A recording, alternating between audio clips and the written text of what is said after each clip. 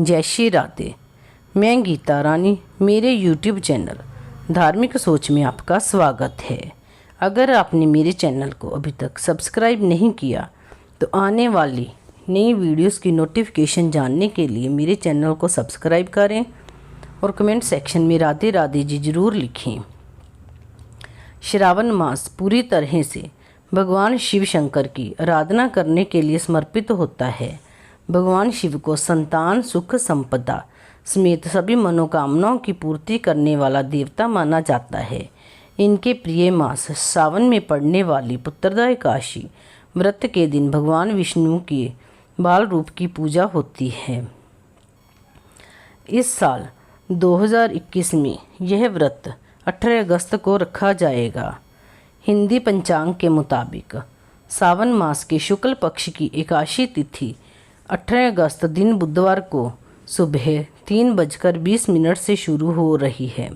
एकादशी तिथि इसी दिन देर रात 1:05 पर समाप्त होगी।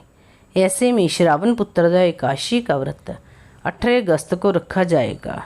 इस व्रत का पारण अगले दिन 19 अगस्त दिन गुरुवार को सुबह 6:32 से सुबह 8:29 के बीच किया जाएगा। पद्म पुराण के अनुसार सांसारिक सुखों की प्राप्ति और पुत्र इच्छुक भक्तों के लिए पुत्रदा एकादशी व्रत को फलदायक माना जाता है। यह व्रत पौष और श्रावण माह के शुक्ल पक्ष की एकादशी को किया जाता है। संतानहीन या पुत्रहीन जातकों के लिए इस व्रत को बेहद अहम माना जाता है।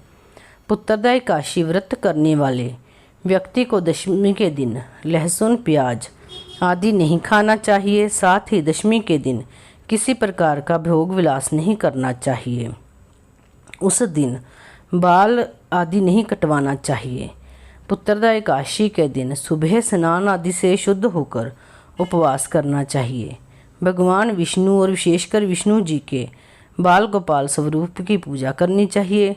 द्वादशी को भगवान विष्णु को अर्घ्य देकर पूजा संपन्न करनी चाहिए। द्वादशी के दिन ब्राह्मण को भोजन करवाने के बाद उनसे आशीर्वाद प्राप्त करके स्वयं भोजन करना चाहिए। पुत्रदा एकादशी व्रत की कथा इस प्रकार है। प्राचीन समय में एक नगर में महजीत नाम के राजा राज्य करते थे। उनके कोई संतान नहीं थी। इसके कारण एक दिन वे बहुत दुखी हुए। मंत्रियों और दरबारियों को राजा का यह दुख देखा ना गया तो उन्होंने आपस में विचार विमर्श कर राजा को लोमश ऋषि के पास लेकर गए। यहाँ मंत्रियों ने ऋषि से राजा के निसंतान होने का कारण और उसका उपाय पूछा।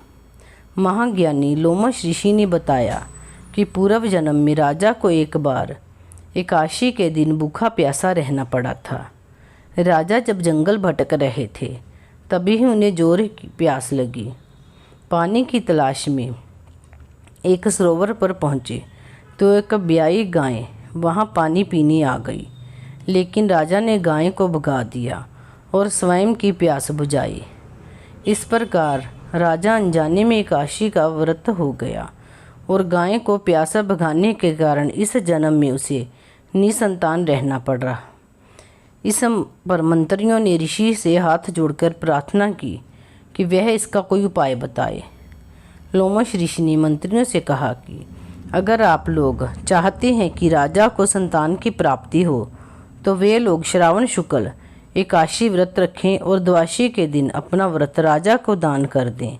इसके बाद मंत्रियों ने ऋषि के बताए उपाय के अनुसार एकादशी का व्रत किया और द्वादशी को राजा को व्रत का दान किया। इससे राजा को एक सुंदर संतान की प्राप्ति हुई। तभी इस एकादशी का नाम पुत्रदा एकादशी पड़ गया। बोलो शंकर भगवान की जय, श्री विष्णु भगवान की जय, एकादशी महारानी की जय। हरे कृष्ण कृष्ण कृष्ण हरे हरे, हरे राम राम राम हरे हरे, हरे कृष्ण कृष्ण कृष्ण हरे हरे, हरे राम राम राम हरे हरे।